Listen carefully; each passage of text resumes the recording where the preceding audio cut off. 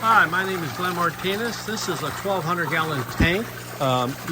Keep about 35, 36 inches of water in it, 10 feet across. You keep 1,000, 1,200 gallons of water.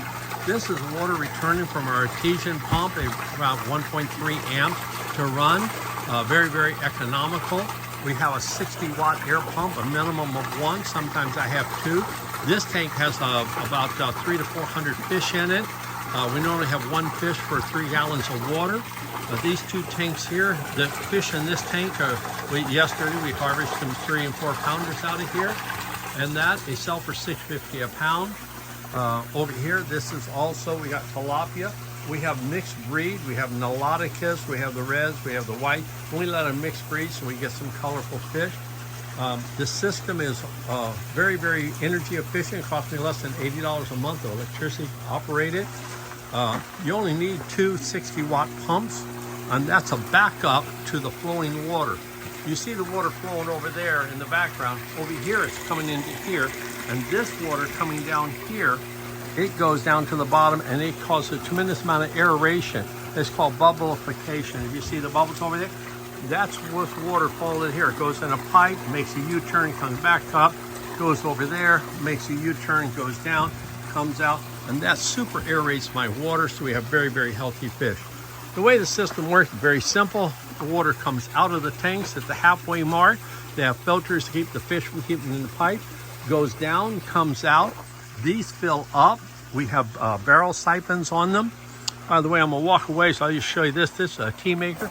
We put compost tea in here, and then we fill it up full of water. We dechlorinate it, bubbling air in it for about 8 hours, and then we make compost tea, and then that pumps out and goes to the system. And that gives me all my trace elements.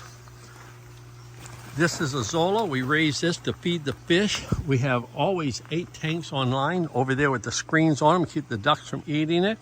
We grow in Big Island rock cinder. We never have to clean our cinder because it looks like we're filling from the top, but this one we just cleaned out.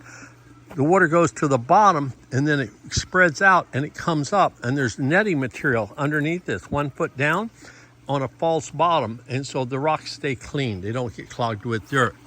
Any sediment in that gets washed down to the float beds, and the float beds we can pull it out and clean them. It only takes about a half an hour to clean a float bed of that. We've come down here in 2 hours from start to finish and done both beds and put it all back together.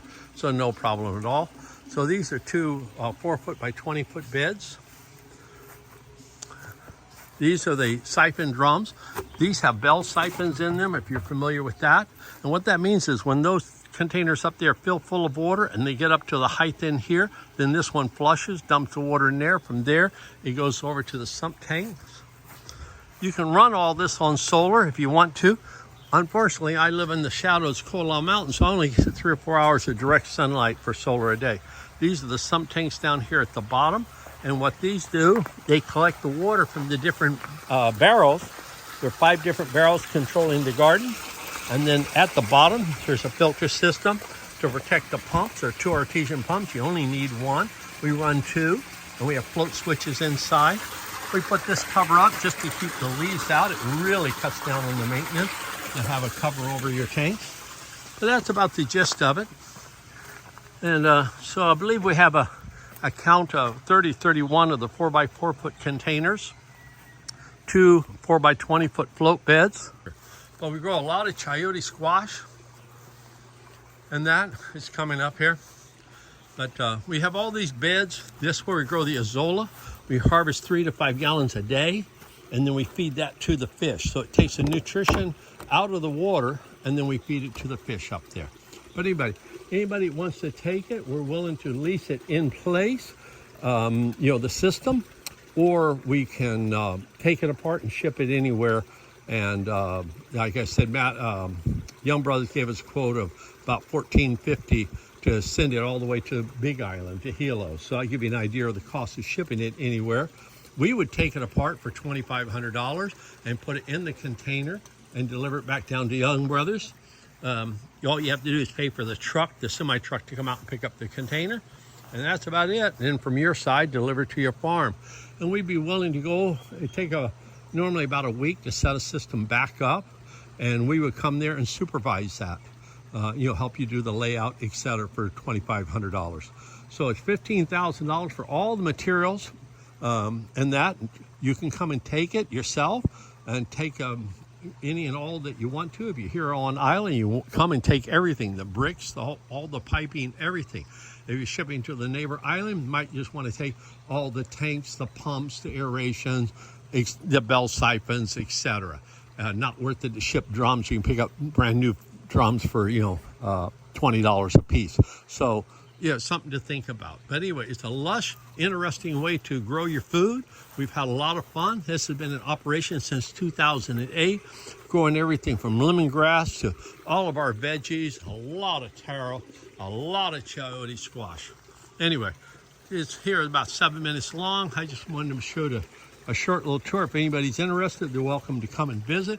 We're glad to show them around and show them how they can have a very easy system. Now this could be put in a much smaller space, but we wanted to walk around in between our garden, and we wanted to isolate, have at least 2 feet between the beds so things didn't jump. One pest wouldn't jump from one bed to the other.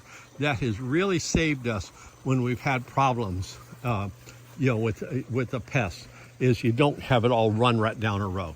Anyway, enjoy. Let me know if you're interested.